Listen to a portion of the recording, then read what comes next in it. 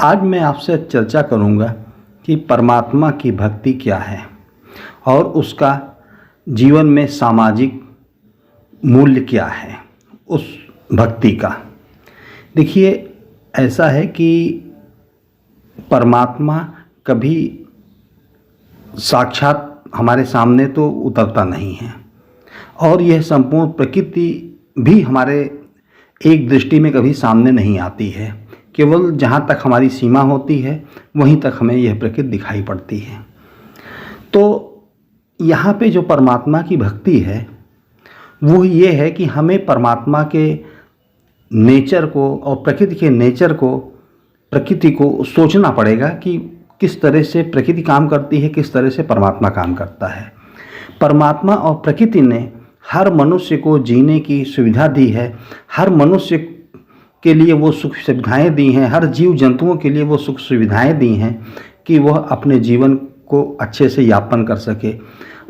देखने के लिए प्रकाश दिया है, आँखें भी दिया है, भोजन के लिए फल दिए हैं, अन्न दिए हैं, जल दिए हैं, सांस लेने के लिए हवा दिया है। तो इस तरह से ये सुविधाएं प्रकृति ने दी हैं सबको। और उसकी जो बायोडाइवर्सिटी है वो भी, जितने भी जीव जंतु हैं उनका इस प्रकृति के को सुचारू रखने में पूरा योगदान है और कोई भी ऐसी कड़ी नहीं है जो कड़ी जो है कहीं पे इस्तेमाल ना होती हो इस प्रकृति के सुसंचालन में। तो जितनी भी जीव जंतु हैं, जितनी भी निर्जीव वस्तुएं हैं, सब कहीं ना कहीं उनका एक रोल परमात्मा ने सेट किया है या प्रकृति ने सेट किया है। तो अब देखिए, तो इसी जो ये रोल है यही परमात्मा का कार्य है। तो अब हम भी एक मनुष्य हैं तो हमें ये सोचना चाहिए कि हमारा कार्य क्या है, क्योंकि परमात्मा ने भेजा है, सबका एक रोल सेट किया है। तो देखिए, हमारा जो रोल है कि जहाँ तक हमें दिखाई पड़े वहाँ तक जो हमारे सामने आए हम जो है उनके हित चिंतन में रहें, उनको सही रास्ता बताएं, उनको सही दिशा में नियोजित करें। अगर उनको कोई तकलीफ़ है, कोई परेशानी है उनको, तो उनको सही सलाह और सही मदद दे करके उनकी समस्याओं को दूर करें, जैसा कि यह प्रकृति करती है। और यह गुण परमात्मा और प्रकृति दोनों का है। तो वही हमें अपने आसपास आने वाले व्यक्तियों को, जहाँ तक हमारी निगाह जाती हो, जहाँ तक हमारे संपर्क के लोग हों, उनके हित चिंतन में हम लगे रहें। तो यही जो है, जो सोच है, यही सोच हमें वास्तव में परमात्मा की भक्ति है कि जितने भी लोग हमारे सामने आएँ उनको सही रास्ता बताएं अपनी समझ से। उनको कोई असुविधा हो उनके कर्तव्य पालन में तो उनका समाधान उनके सामने प्रस्तुत करें और उनकी मदद करने का प्रयास करें। उनको जैसे प्रकृति हमें भोजन पानी देती है उसी तरह से हम भी जो है जो उनकी रिक्वायरमेंट है उस पर अपनी क्षमता भर हम पूरा प्रयास करें। अब देखिए कि वास्तव में यही लोग जो हमारे समाज के लोग हैं, जो हमारे सामने दिख रहे हैं, जो हमारे संपर्क में आ रहे हैं, यही लोग हमारे लिए परमात्मा हैं। क्योंकि हम इनके साथ ऐसा व्यवहार करके उस परमात्मा की सृष्टि के संचालन में मदद कर रहे हैं। उनको जैसे परमात्मा सुविधा दे रहा है उसी तरह से हम इनको सुविधा दे रहे हैं और कहीं कहीं हम सुविधा ले भी रहे हैं उनसे, क्योंकि हम अकेले सारा कार्य नहीं कर रहे हैं। हमें आज जिस स्थिति में हम हैं कि हम 2 किलो के थे जब जन्म हुआ था, आज जो है 60-70 किलो के हैं। तो अब जो है तो जो ये हमारा वज़न बढ़ा है और ये जो बुद्धि का विकास हुआ है, इसमें एक नहीं अनेक माता पिता से लेकर के, गुरुओं से लेकर के, मित्रों से लेकर के, मतलब समाज के सभी लोगों का एक बहुत बड़ा योगदान है। अन्न जल किसान ने दिया और वो खाद का भी रोल है, जिस खाद ने गेहूँ उगाया जिसे हमने खाया। तो इस पूरी प्रकृति का हमारे ऊपर एक एहसान है और इसी तरह से एहसान करती है।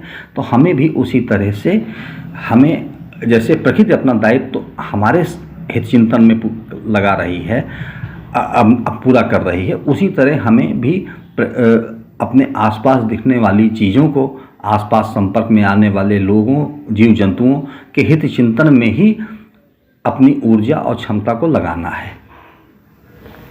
अब देखिए, परमात्मा तो हमें दिखाई नहीं पड़ेंगे, प्रकृति, संपूर्ण प्रकृति तो दिखाई नहीं पड़ेगी, तो इसमें जो हमारे आसपास आएंगे उनका हमें हित चिंतन करना ही है। लेकिन जो सबसे बड़ा हित चिंतन है, जो छोटे बच्चे, जो नादान बच्चे, जो हमारी ईश्वर ने मतलब एक गोद में हम हमारे बच्चों के रूप में भेज दिया है हमारे सामने, और हम उनके माता या पिता हैं, तो इन बच्चों को भी इसी प्रकृति के नियम कि गुण अर्जित करो। और क्यों अर्जित करो? प्रकृति और आसपास के वातावरण को अच्छा करने के लिए, लोगों को सुख सुविधा देने के लिए, और एक अच्छे मन से लोगों को सुख सुविधा प्रदान करे, और इन बच्चों में योग्यता डेवलप करे, इनको सही रास्ते बताए, इनको सही रास्ते पे चलाए। और जब ये अपने ज्ञान से बुद्धि का विकास करके एक बड़े हों और शरीर भी सबल हो, तो ये फिर उनको ऐसे संस्कार देते रहें कि वो भी जिस तरह से प्रकृति संपूर्ण जीव जंतुओं का ख्याल रखती है, परमात्मा रखता है, उसी तरह से वो भी व्यक्ति उसी परमात्मा के कदमों का अनुसरण करते हुए इस प्रकृति की भलाई के लिए आगे आएं। और जितने भी प्रकृति में लोगों के सुख सुविधा में जो अवरोध हों, उनको अपने बाहुबल, पुरुषार्थ और प्रबल बुद्धि से उसको दूर करें, उन अवरोधों को, और उन सुविधाओं को अपने अर्जित करके उस समाज को दें। तो यह जो है, ये हम अपने बच्चों को हमें ये देना है। जो अब हम अगर ऐसा करते हैं, अपने बच्चों को सही मार्ग दिखाते हैं, सही मार्ग में नियोजित करते हैं, और आसपास के लोगों को करते हैं, तो समझ लीजिए कि हम परमात्मा की भक्ति कर रहे हैं। परमात्मा की भक्ति यही है। और जब ये लोग समझ लीजिए कि हमारे सामने साक्षात परमात्मा है, हमें इनकी सेवा करनी है, इनको जो है मतलब इनको जितना भी हम इनकी सेवा कर सकें, आसपास समाज और अपने बच्चों की, वो लेकिन डिस्ट्रक्टिव रूप में नहीं कि मतलब हम लूट करके अपने बच्चों को दे दें, दूसरों का धन लूट करके अपने बच्चों को दे दें, नहीं, वो गलत है।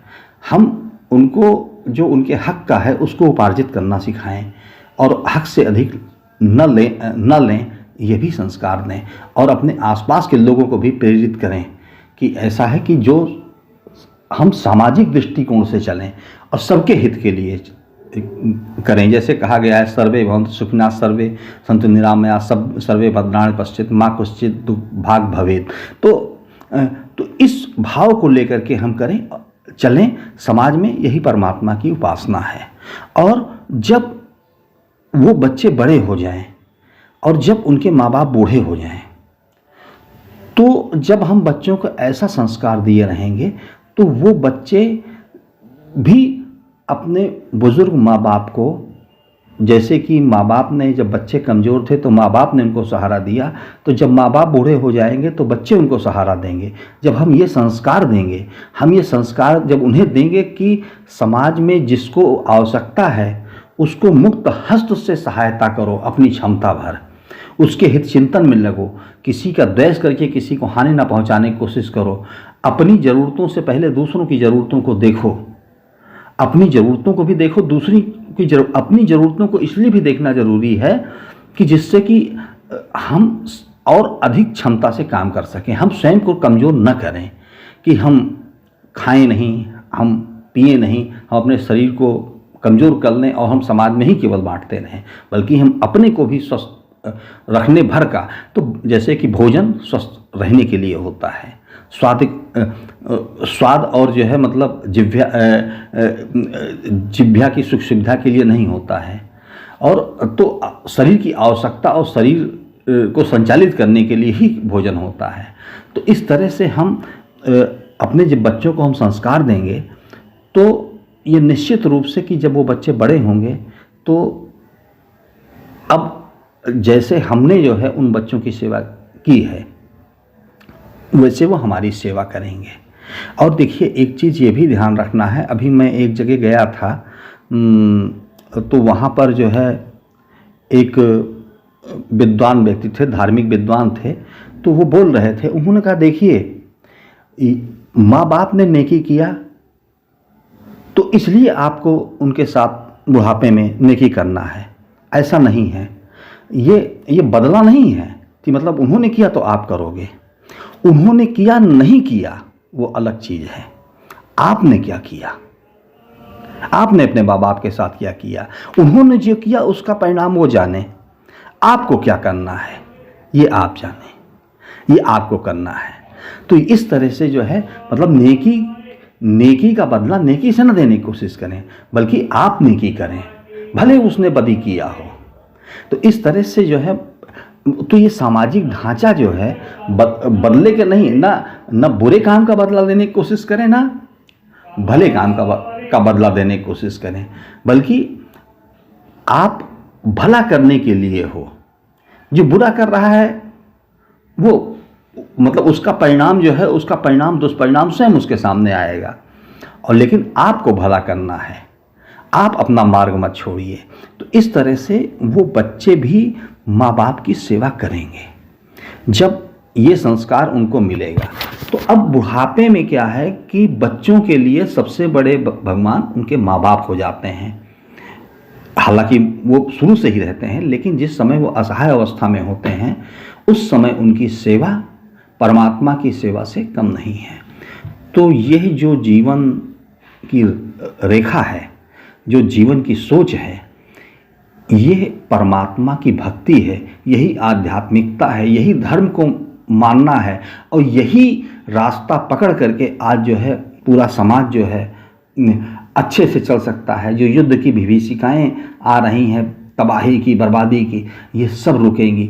बस इसको अपने मन में आप जो है धारण कीजिए, इस अच्छाई को अपने मन में धारण करिए और फिर इसको और लोगों तक पहुंचाइए, और यही भाव और लोगों तक जगाइए। तो जब दिए से दिया जलना शुरू होगा, जब ये भाव जलना शुरू होगा, तो एक दिन जो है ये पूरी दुनिया को जब आप्लावित कर लेगा, तो सबके हित के लिए सोचेंगे, कोई किसी का अहित नहीं सोचेगा, अपने हित से पहले दूसरों का हित सोचेंगे। ये संसार तब चलेगा जैसे ये प्रकृति चल रही है। यह प्रकृति अब तक विनाश हो गई होती, अगर जो है नष्ट हो गई होती, अगर इस सोच पर न चली होती। ये आप बायोडाइवर्सिटी का जो इतिहास है उसको उठा करके देख लीजिए कि किस तरह से ये प्रकृति चली है, और जैसे ये प्रकृति चली है वैसे ही हमें भी चलना है। क्योंकि जैसे जो नियम एक अणु पे लगता है वही एक ब्रह्मांड पे लगता है। तो जो प्रकृति के नियम हैं वो सब पर बराबर लागू होते हैं।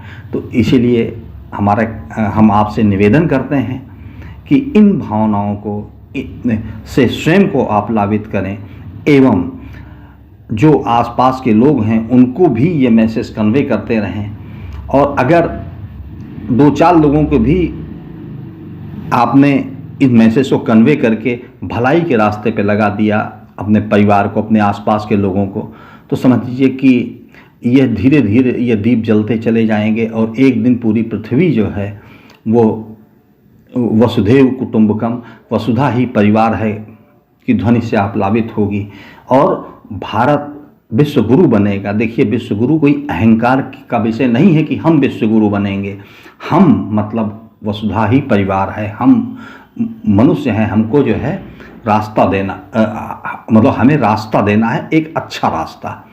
तो ये अहंकार का विषय नहीं है कि हम ऊंचे उच्चासन पर बैठ जाएंगे, हम विश्व गुरु हैं, नहीं।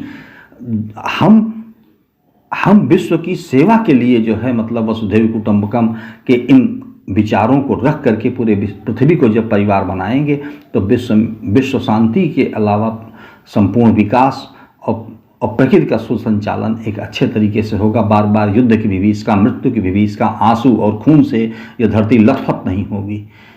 तो हम चाहते हैं कि आप लोग जो है इस चीज़ पे विचार करें, और विचार करके इसको अपने मन में धारण करें, आत्मसात करें, और जो आसपास हों उनको भी जो है ऐसी प्रेरणा दें, अपने बच्चों को प्रेरणा दें, अपने सोसाइटी में प्रेरणा दें, तो निश्चित रूप से आज नहीं कल 100-200 अगर ये प्रयास जारी रहा तो कोई ज़रूरी नहीं कि हमने जो प्रयास किया वो हमारे जीवन काल में ही हमारे सामने उसका परिणाम आएगा। बहुत सारी प्रकृति में ऐसी चीज़ें हुई हैं कि जिनके परिणाम जो है हज़ार साल बाद आए हैं, 500-500 साल बाद आए हैं। तो उसी तरह लेकिन ये है कि अगर आप ये प्रयास करेंगे तो उसका सुपरिणाम आएगा, अवश्यमेव आएगा।